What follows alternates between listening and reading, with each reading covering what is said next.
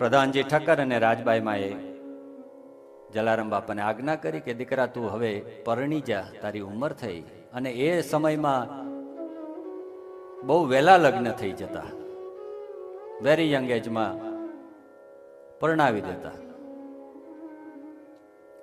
પૂજ્ય બાપાએ હાથ જોડીને ના પાડી, મારે લગ્ન નથી કરવા, મારે તો ભક્તિ કરવી છે, મારે તો ભૂખ્યા દુખ્યાની સેવા કરવી છે. પ્રધાનજી ઠક્કરના એક નાના ભાઈ એટલે જલારામ બાપાના કાકા, અને એનું નામ છે વાલજી કાકા. અને જલારામ બાપાને આ વાલજી કાકા સાથે બહુ બનતું. કાકા ભત્રીજાની વચ્ચે બહુ લાગણીનો પ્રેમ ભર્યો સંબંધ.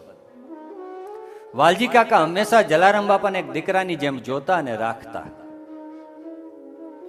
તો વાલજી કાકાએ પૂજ્ય બાપાને શિખામણ આપી કે દીકરા લગ્ન કરવા જોઈએ, ગ્રસ્થા ધર્મ એ શ્રેષ્ઠ ધર્મ છે, પરણી જવું જોઈએ. તારે સેવા કરવી હોય તો લગ્ન પછી તો તારી સેવા થશે. કોઈ સારી કન્યા આવશે ઘરમાં તો એ તને મદદ કરશે, એ રોટલા ઘડી ઘડીને આપશે ને તું સંતોને જમાડજે. વાલજી કાકાના શબ્દ બહુ સાચા પડ્યા હો.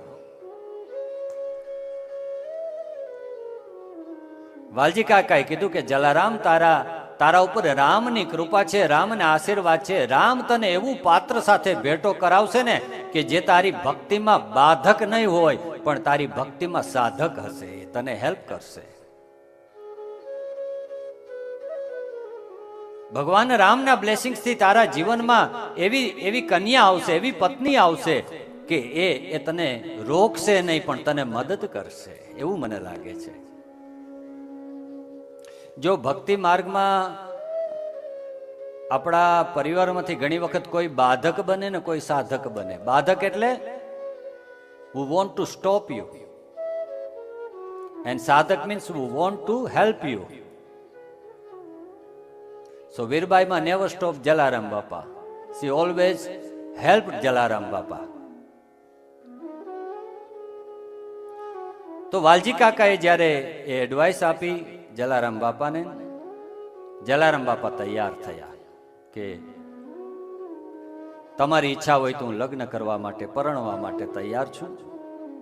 અને એવી રીતે જલારામ બાપા મેરીડ ટુ વીરબાઈમાં at the age of 16 years.